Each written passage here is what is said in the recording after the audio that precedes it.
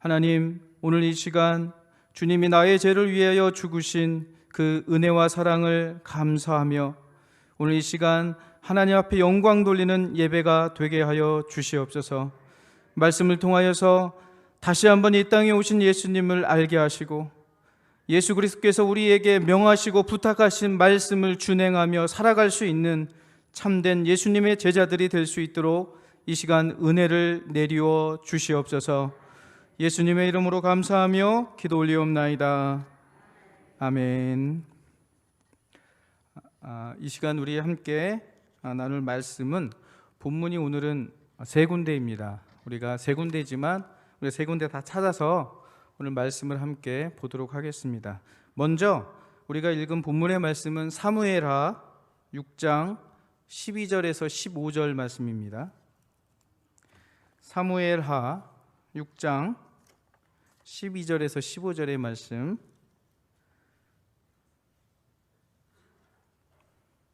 우리 함께 봉독하도록 하겠습니다. 어떤 사람이 다윗 왕에게 아뢰어 이르되 여호와께서 하나님의 궤를 말미암아 오벳 에돔의 집과 그의 모든 소유에 복을 주셨다 한지라. 다윗이 가서 하나님의 궤를 기쁨으로 메고 오벳 에돔의 집에서 다윗 성으로 올라갈새 여호와의 궤를 맨 사람들이 6걸음을 가매 다윗이 소와 살찐 송아지로 제사를 드리고 다윗이 여호와 앞에서 힘을 다하여 춤을 추는데 그때에 다윗이 배 옷을 입었더라. 다윗과 온 이스라엘 족속이 즐거이 환호하며 나팔을 불고 여호와의 궤를 메어 오니라. 아멘.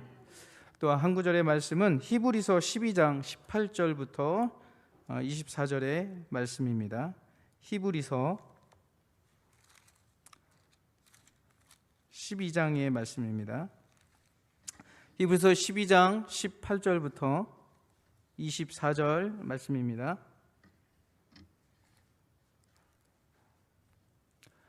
자, 함께 읽겠습니다. 너희는 만질 수 있고 불이 붙은 산과 침침함과 흑암과 폭풍과 나팔 소리와 말하는 소리가 있는 곳에 이른 것이 아니라 그 소리를 듣는 자들은 더 말씀하지 아니하시기를 구하였으니 이는 짐승이라도 그 산에 들어가면 돌로 침을 당하리라 하신 명령을 그들이 견디지 못함이라. 그 보이는 바가 이렇듯 무섭기로 모세도 이르되 내가 심히 두렵고 떨린다 하였느니라. 그러나 너희가 이른 곳은 시온산과 살아계신 하나님의 도성인 하늘의 예루살렘과 천만 천사와 하늘에 기록된 장자들의 모임과 교회와 만민의 심판자이신 하나님과 및 온전하게 된 의인의 영들과 새 언약의 중보자이신 예수와 및 아벨의 피보다 더 나은 것을 말하 뿌린 피니라. 아멘. 마지막 한 군데는 마가복음입니다. 마가복음 11장 1절에서 10절입니다.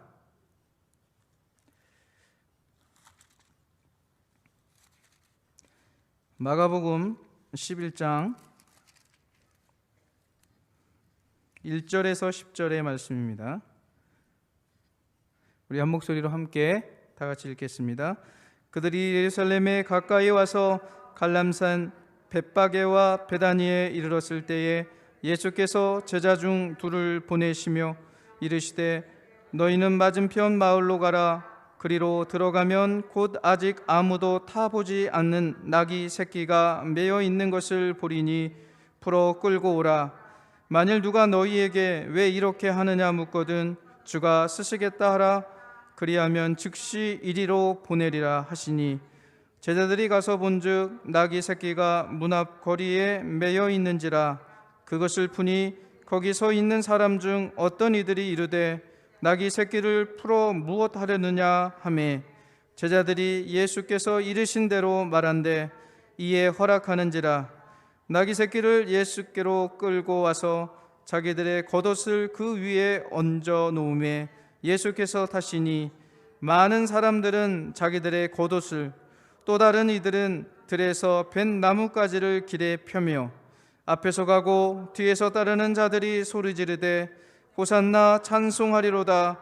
주의 이름으로 오시는 이여 찬송하리로다.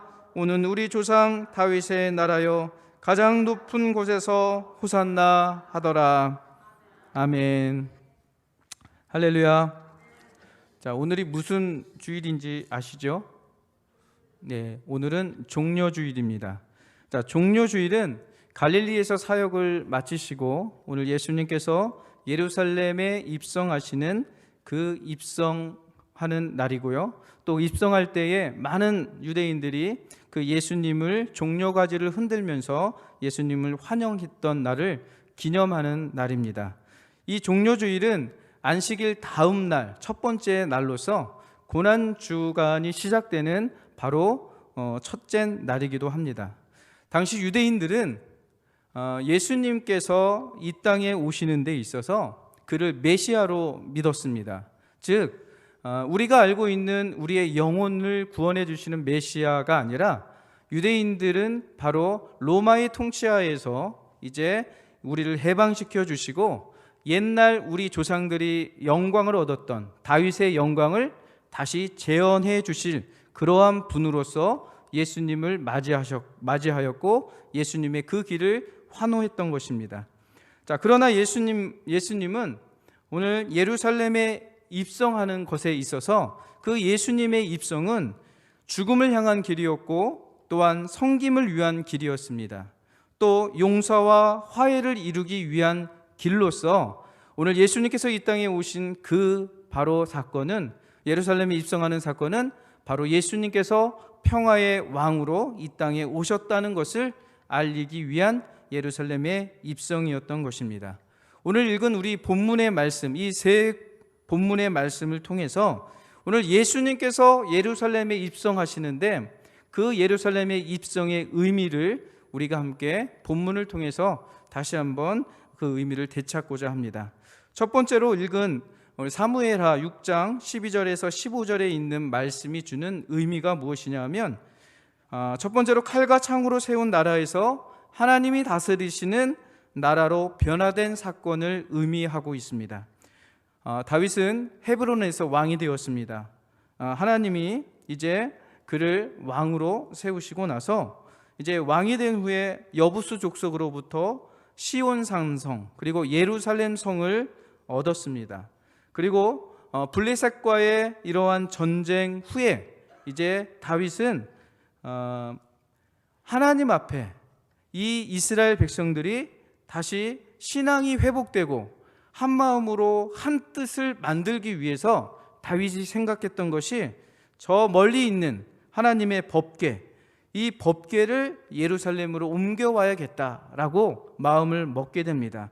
그래서 이 법궤가 있는 아비나답의 집에서 하나님의 법궤를 다윗성 예루살렘으로 옮기려고 첫 번째 시도를 하게 됩니다.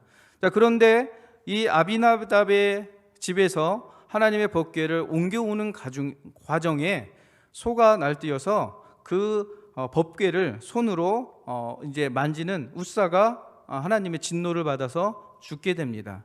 그래서 다윗은 하나님의 법궤를 옮기는 것이 두려워서 그것을 포기하고 그만 다시 돌아갑니다. 하나님의 법궤는 오벳 에돔의 집으로 가게 됩니다. 자, 석 달 후가 지난 그 시간에 이제 다윗에게 한 가지 소식이 들립니다. 어떤 소식이냐면 오벳 에돔의 집에 하나님의 법궤가 임함으로 오벳 에돔이 복을 받았다라는 이러한 소식을 듣게 됩니다. 그 소식을 들은 다윗은 하나님의 진노가 이제 풀렸구나.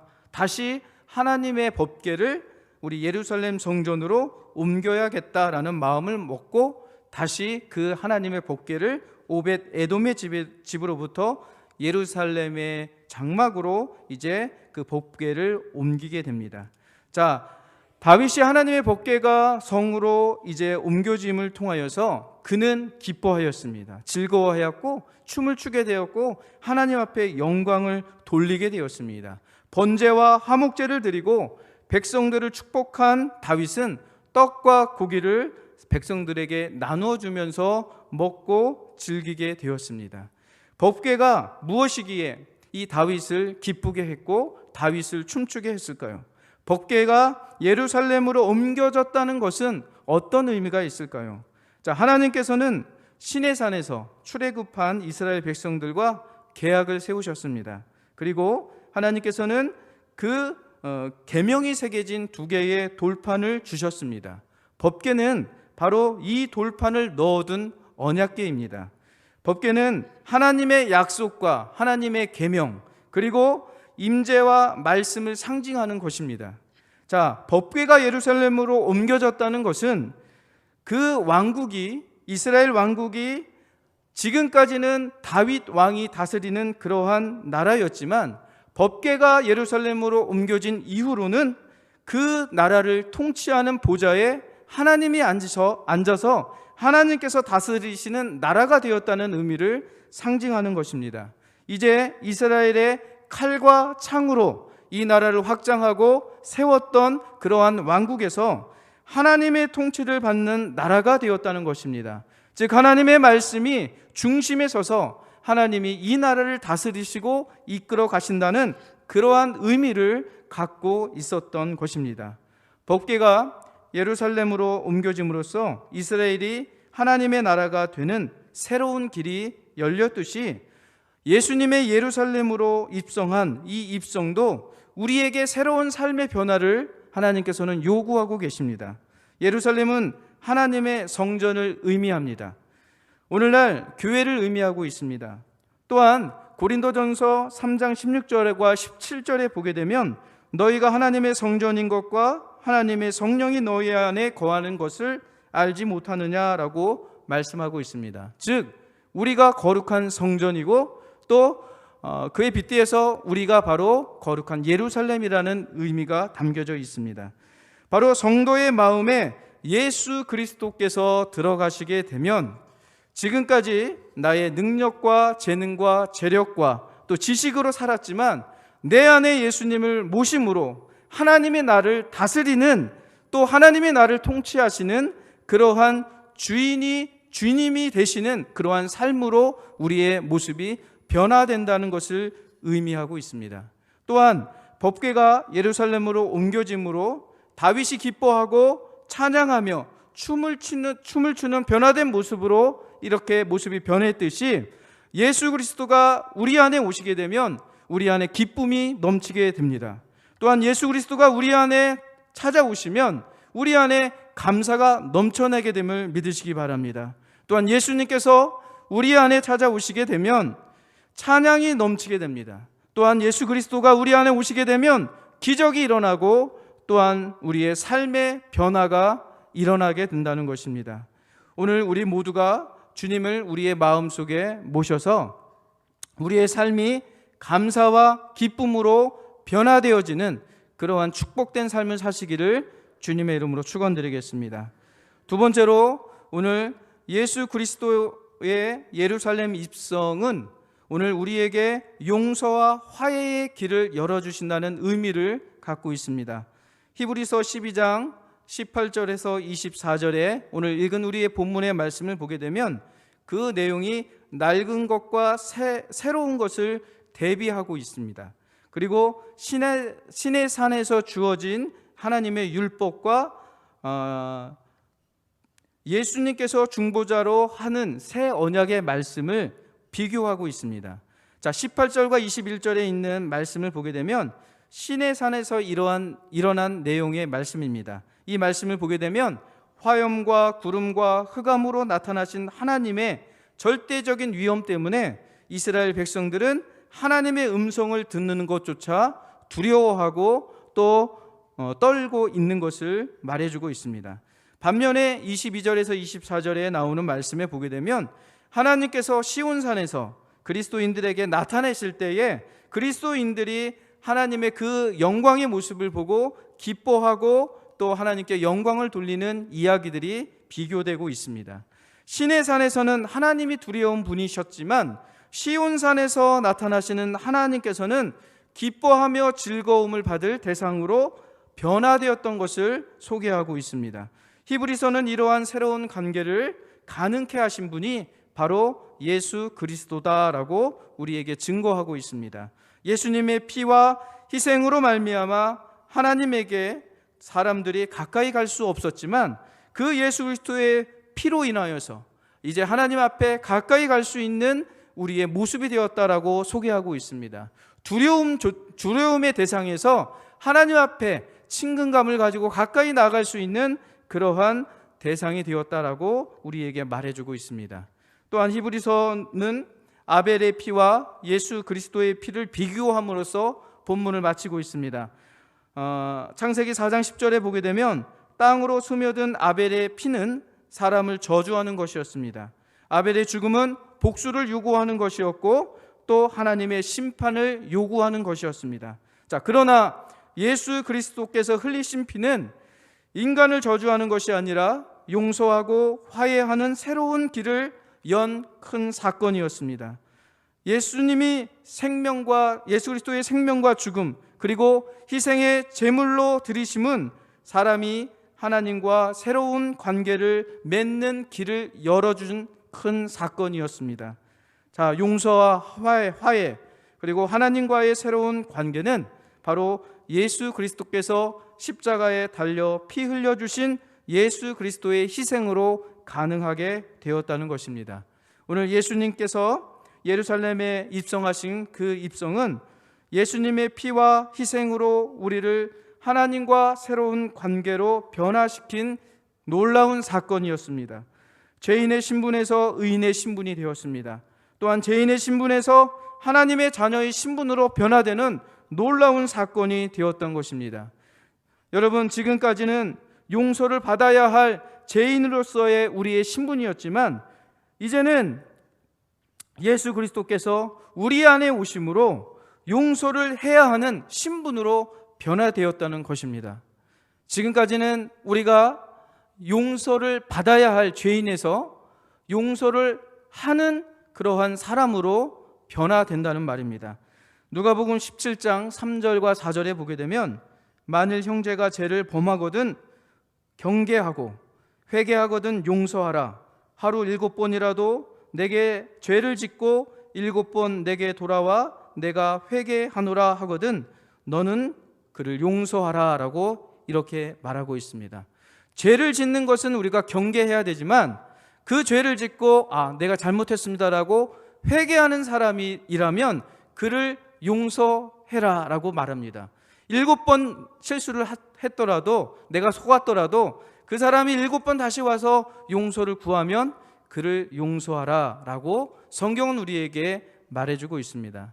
요 며칠 우리가 TV를 보면 전두환이라는 그 학살자가 자기가 지은 죄를 끝까지 잘못하지 않았다라고 부인하고 죽었습니다. 그러나 그의 손자 전우원 씨라는 사람이 자기의 할아버지는 학살자고 내가 5.18 유족들과 광주 시민들에게 대신 사죄를 드리겠습니다라고 이렇게 찾아와서 사죄를 요구했습니다. 저는 그것을 보면서 저 사람의 용기가 대단하다. 그리고 저렇게 용서하는 것은 참된 회개인 것 같다라는 마음이 들었습니다. 그래서 저는 그 사람의 그 모습을 진정 있게 받아들이고 싶습니다. 성경도 마찬가지로 오늘 우리에게 요구하는 것이 바로 이런 참된 용서를 오늘 우리에게 요구하고 있습니다. 이것이 성경적이다라고 우리에게 말해주고 있습니다. 아무리 나에게 큰 실수를 했더라도 그가 용서를 구한다면 그 사람을 용서해 주는 것이 바로 하나님께서 우리에게 요구하신 성경의 말씀인 것입니다. 오늘 예수 그리스도의 희생으로 하나님께서 우리의 죄를 용서하셨듯이 우리 모두도 그 용서를 통하여서 남을 용서해 주면서 살아가는 우리 그리스도인들의 참된 모습이 되기를 주의 이름으로 축원드리겠습니다. 세 번째로 예수 그리스도의 예루살렘 입성은 평화의 왕을 의미하고 있습니다. 마가복음 11장 10절과 1절에서 10절에 있는 말씀에 예수님께서는 두 제자를 시켜 아직 아무도 타지 않은 나귀 새끼를 끌고 오게 하셨습니다. 그리고 그 나귀를 타고 예루살렘으로 들어가셨습니다. 유월절 절기를 지키기 위해 그곳에 많이 모였던 사람들이 그 나귀를 타고 들어오는 예수님을 향하여서 겉옷과 나뭇가지를 길에 펴고 호산나 찬송하리로다 주의 이름으로 오시는 이여 하면서 소리질러 예수님을 맞이하였습니다. 자, 예수님께서는 나귀를 타고 오신 그 사건은 스가랴 선지자의 예언에 담겨져 있습니다.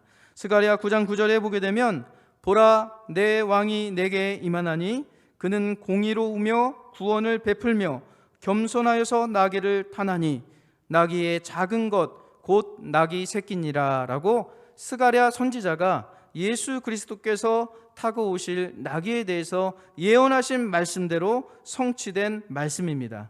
예수님께서는 아직도 아무 사람이 타보지 않은 나귀 새끼를 타고 오셨다는 것은 바로 예수 그리스도께서 평화의 왕으로 오신다는 것을 의미하는 것입니다.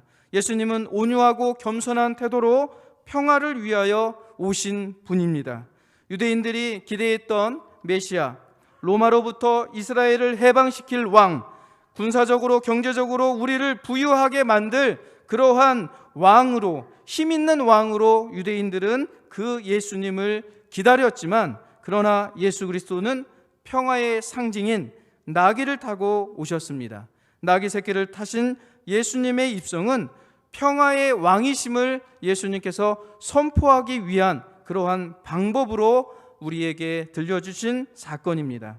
또한 십자가의 고난과 죽으심으로 참 평화를 이루어 주셨습니다.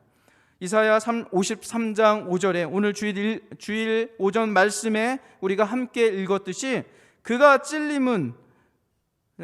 징계를 받음으로 우리는 평화를 누리고 그가 채찍에 맞음으로 우리는 나음을 받았도다 라고 말씀하셨습니다. 예수 그리스도가 징계를 받음으로 우리가 참 평화를 바로 누리며 살 수 있게 되었다라고 이야기하고 있습니다. 예수 그리스도의 예루살렘 입성은 하나님과 우리 인간과의 관계를 회복시키는 놀라운 사건이었습니다.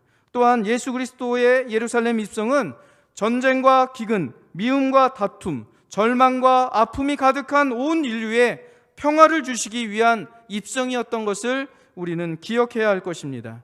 참된 평화는 예수 그리스도의 죽음으로 이루어졌습니다. 우리도 그리스도를 본받아 조금만 죽으면 우리의 가정, 우리의 사회, 우리 교회에 참 평화가 임하게 될 것입니다. 내가 있는 곳에, 또 내가 있는 가정이든 교회든 직장이든 다툼이 계속된다면 아직까지 내가 덜 죽었기 때문입니다. 골로새서 1장 20절에 보게 되면 우리 하나님은 그의 십자가의 피로 화평을 이루사 만물 곧 땅에 있는 것이나 하늘에 있는 것들이 그로 말미암아 자기와 화목되기를 기뻐하신다라고 이렇게 말씀하셨습니다. 하나님께서는 오늘 그리스도의 십자가의 피로 모든 하늘에 있는 것이나 땅에 있는 모든 것들이 화평을 누리기를 원하고 계십니다. 또한 그런 화목된 삶을 살기를 우리 그리스도인들에게 원하고 계시다는 말씀입니다.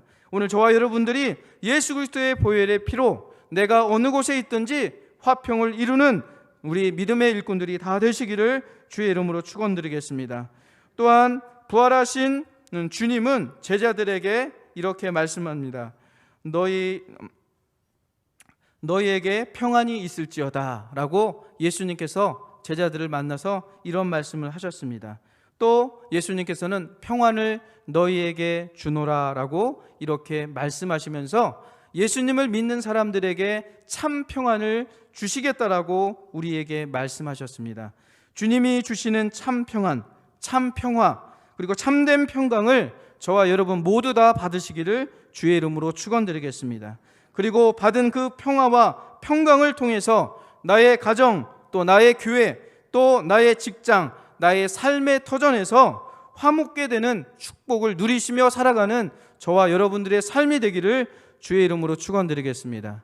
오늘 예루살렘에 입성하신 그 예수 그리스도의 그 입성의 의미는 바로 우리가 나누었던 것처럼 나를 다스리시는 분은 바로 우리 하나님이시다라는 의미를 담고 있습니다.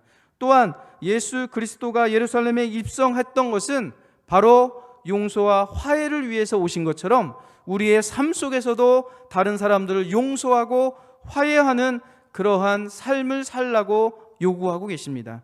또 마지막으로 예수 그리스도께서 예루살렘에 입성하신 것은 평강의 왕으로 오셨다는 것입니다. 그렇기 때문에 그 평강의 왕으로 오신 예수님의 삶을 본받아 우리의 삶 속에서도 평화를 나타내고 또 평안을 나누어주는 참된 그리스도인들의 삶이 되기를 주의 이름으로 축원드리겠습니다. 아멘.